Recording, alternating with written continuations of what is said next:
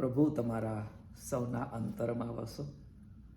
આપણી શુક્રવારની સિરીઝમાં મારા પ્રભુનો સવાલ એ ભાગ 25 રજૂ કરતા ખૂબ આનંદની લાગણી એ અનુભવું છું.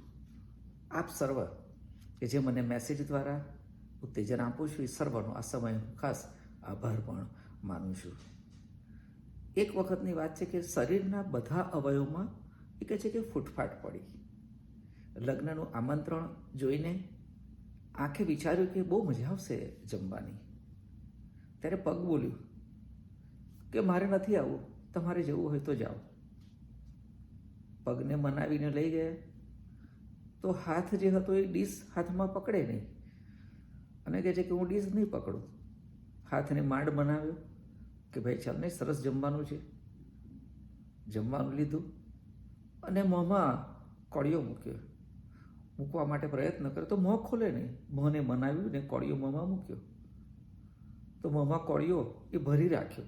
જેમ પેલા નાના બાળકોને મોંમાં કોળિયો ભરી રાખે છે, જલ્દી ઉતારે નહીં, એવી રીતે. પણ પછી એને મનાવ્યું એટલે ખાધું અને ખાવાથી આખા શરીરમાં એ સ્ફૂર્તિ આવીને હિંમત મળી. ખરેખર એ ખોરાકથી આખા શરીરને એ શક્તિ મળી. અને જ્યારે આ વાત હું વાત સાંભળી મેં જ્યારે, ત્યાર પછી પ્રભુના વચનમાંથી પ્રભુએ આ બાબત વિશે બહુ ગજબનો એક સવાલ કર્યો છે. અને એ તો 1 કોરિન્થી 12 અને 19 કે સર્વ અવયવો જો એક જ હોત તો શરીર ક્યાં હોત કે છે.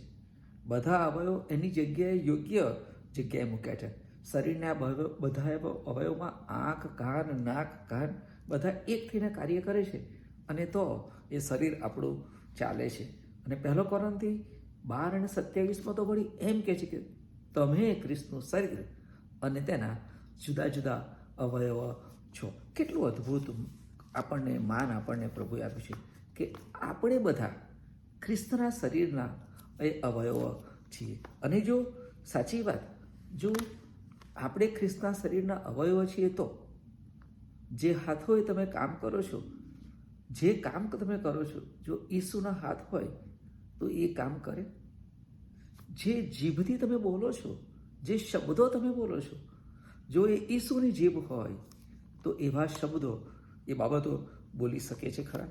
ખરેખર શરીરના એક અવયવને દુઃખી થાય તો આખું શરીર આપણે દુઃખ અને વેદના અનુભવે છે.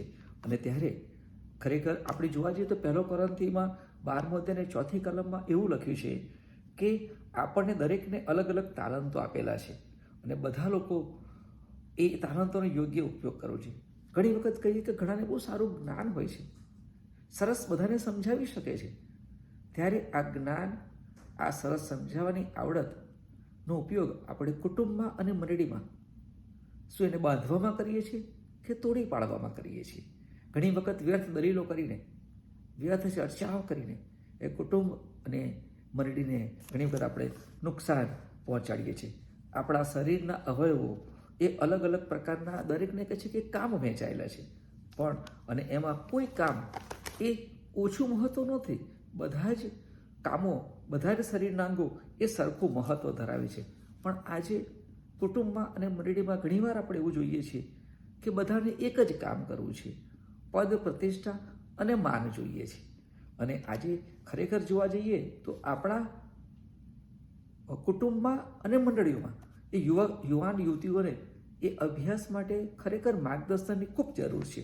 યુવાનોને રોજગારી મળે માટે જરૂરી માર્ગદર્શન, તાલીમની જરૂર છે અને એ આપણે આપીને ખરેખર એમને સક્ષમ બનાવવા જોઈએ.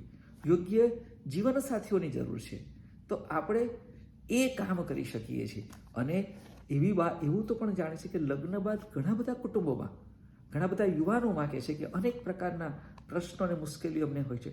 શરૂઆતના સમયમાં તો ખાસ એવા વખતે યોગ્ય કાઉન્સિલિંગની જરૂર છે. અને ઘણી વખત તો હું એમ આગળ વધીને કહીશ કે આપણે એમના પ્રશ્નો જો જાણીએ કે ખબર પડે તો આપણે એમને ગુપ્ત રીતે એમને મદદ કરવી જોઈએ. અન્ય લોકો જોડે એની વાતો કરીને નહીં, પ્રભુના અવયવ તરીકે તમે કેવી રીતે કામ કરો છો. ખરેખર આપણને એવી બાબતમાં જરૂર છે. મને આ બધી બાબતો યાદ કરતાં ઘણી વખત એમ થાય છે કે આજે હું વોટ્સએપમાં જોઉં છું કે ઘણા બધા કે મને સેવાની તક આપો કહે છે કે, અને એમ કહે છે કે વિનંતી કરે છે મને વોટ આપો ને બધી. ત્યારે મને એમ થાય કે સેવા કોને કહેવાય? મારો વ્યક્તિગત અનુભવ કહું તો હું ને મારા પત્ની એકવાર અમૃતસર ગયેલા, ગોલ્ડન ટેમ્પલ, જેને સુવર્ણ મંદિર કહીએ છીએ, એની મુલાકાતે. અને જ્યારે પ્રવેશ દ્વારમાં પ્રવેશ્યા ત્યારે ત્યાં જ એક ભાઈ અપ ટુ ડેટ ઊભા હતા અને એમણે અમારા બૂટ ચંપલ માગ્યા અને યોગ્ય જગ્યાએ એમણે ખાનામાં મૂક્યા અને એમણે ટોકન આપી. થોડાક આગળ ગયા, ત્યાં પાણી વહેતું હતું અને એમાં થઈને અમારે જવાનું કે જેથી કરીને બધાના પગ ધોવાય. અને અમે એ રીતે ગયા આગળ, અને ત્યારે એ પાણીમાંથી જ્યારે બહાર નીકળ્યા તો અમારા પગલાં પડેલા. તો એ પાણીના પડેલા ભીના પગલાંને લૂછવા માટે ત્યાં ઘણા બધા લોકો બેઠેલા હતા. અરે ઘણા બધાએ તો સરસ કપડાં પહેરેલા, ટાઈ પણ પહેરેલી હતી. અને એમણે અમારા આ ભીના પગલાંને લૂછ્યા. જ્યારે મેં તપાસ કરી તો ખબર પડી કે આ એવી વ્યક્તિઓ છે કે જેઓ નોકરી પર જતા પહેલાં 1-2 કલાક મંદિરમાં આવા પ્રકારની સેવા માટે આવે છે. ત્યારે આપણને એમ થાય કે ગજબની લોકો સેવા કરી રહ્યા છે. અને હું એમ કહીશ કે ઈસુએ પણ એના શિષ્યોના પગ નહોતા ધોયા. આ નમ્રતા અને સેવાની ભાવના છે. મને એ વિચાર આવે છે એકવાર કે સ્વર્ગમાં કહે છે કે ભરી સભા ભરી હશે, અને ભરી સભામાં એ સિમોન કુરેની એ ઊભો થશે કદાચ અને એમ કહેશે કે મેં બહુ મોટા કામો કર્યા નથી, મેં કંઈ બહુ મોટી દોડધામો કરી નથી, કંઈ બહુ મોટા સંદેશાઓ આપ્યા નથી, પણ એક વાત મેં કરી છે, અને તો એ કે મેં મારી ખાંદ ઉપર, મારા ખભા ઉપર ઈસુનો વધસ્તંભ એ ઉંચક્યો છે. વાલાઓ, વિચાર કરીએ, આપણા આ કામમાં સિમોન કોરડીનો ખભો વપરાયો, અને ત્યારે આપણે એમ કહીશું કે પ્રભુની પાસે આપણે શું કહી શકીશું?